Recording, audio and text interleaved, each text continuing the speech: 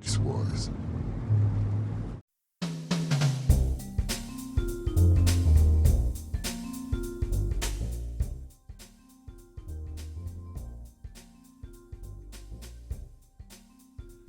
Sharp Edge is brought to you by countycom.com. Are you ready? Be prepared, be crafty, be informed, and go explore.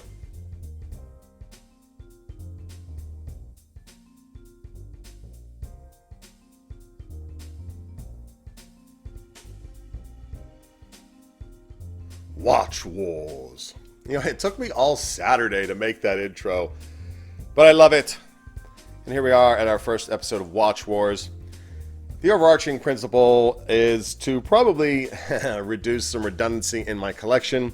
I'll be wearing and warring pieces, wear and piece, watches that are somewhat redundant and are going to maybe have some overlap. So what do we have today? We've got the Omega Seamaster 120M, the number one Rolex Explorer killer in my collection. In this corner, just took in the Longines Conquest Classic Date.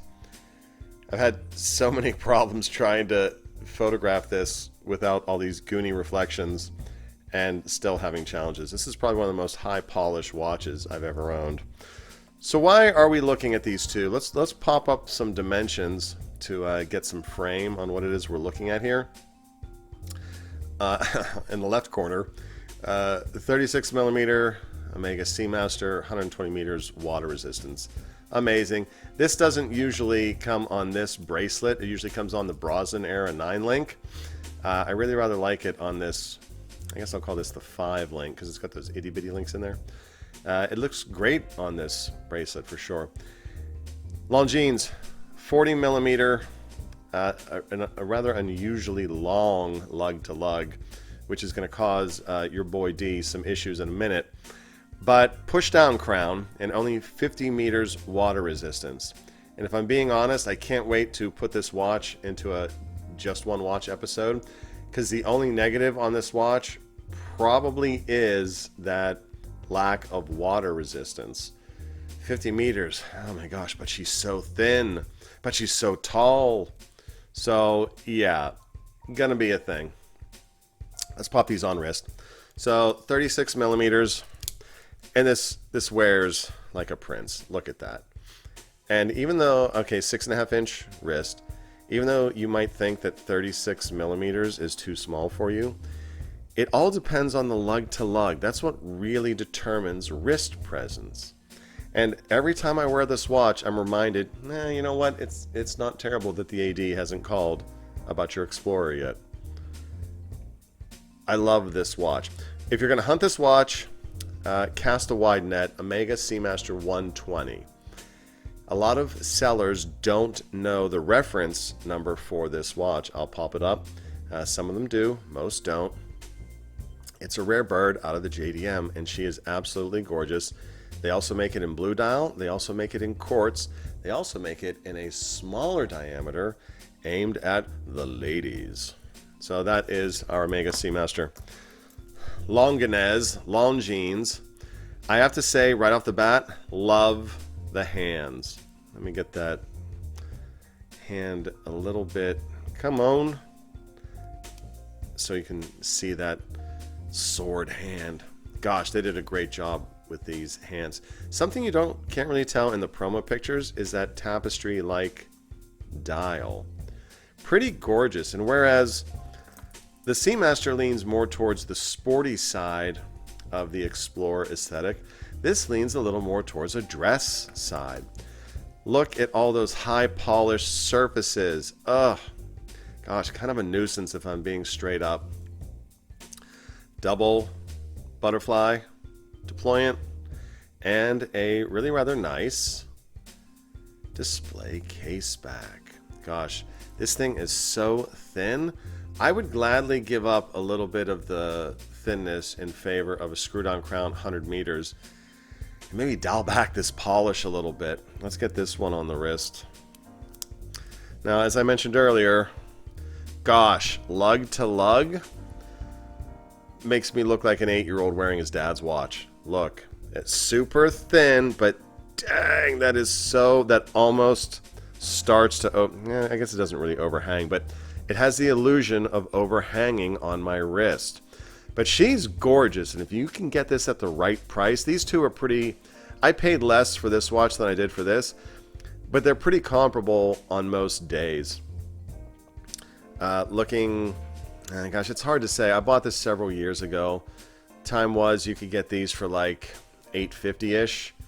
That's around about where these can be had as well if you're sharp and you jump in. But now we're looking at $1,200 to $1,500 depending on the day and your negotiating prowess.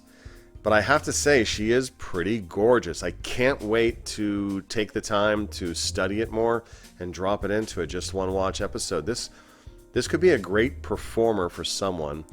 And if you don't care for the SARB 33 series of Seiko watches and you want something different from a different brand, it's strange to call Longines an off-brand, but they used to dominate so much of the watch sector, and they simply don't anymore. They got some real gems in their history, and they have one of the thickest, heaviest books. Thank you, Mr. John Goldberger.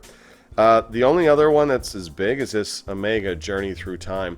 You can still get this through Omega ADs, and if you're an Omega guy or girl, this book is amazing. It has errors in it, kind of funny, but it is an amazing tome. Gosh, love it. I like this watch. It's not going to stay in the collection. I can tell that. It is terribly redundant, which leads us to the heart of Watch Wars. Now, I just gave away the ending. Clearly, the Omega is going to win the watch war. Why? 120 meters water resistance versus 50. This just wears a bit too big on me, and I'm an Omega fanboy. I'm sorry, Longines. You never had a chance stepping into the ring. You never had a chance, but I do like you. And I will hopefully pass you on to a good and loving home. This one is never leaving the collection. I adore it. This is a great watch for business. It's a nice watch. It's a quality timepiece. It's understated. You could wear this into any business meeting. You're not going to outshine the CEO, and you're going to look classy with this. The same can be said for this Longines. It is a little bit too shiny. These polished surfaces almost make the watch look cheaper than it is. It almost makes it look a little bit like a fashion watch, and it's not. It's got an ETA 2893 in here. This one happens to be performing excellent. So if you can pull off this isn't unusually tall with lug to lug for a 40, but if you don't mind the shiny surfaces, it's a gorgeous watch. But in this watch war, the Omega wins hands down, and this is the one that's staying in the watch war. Hope you enjoyed this, and if you have any questions about these watches, or if you have a different winner in this watch war, drop me a comment. Always happy to chat watches with you, do some watch yapping, and share this wonderful, beautiful hobby of ours. Smash this body up.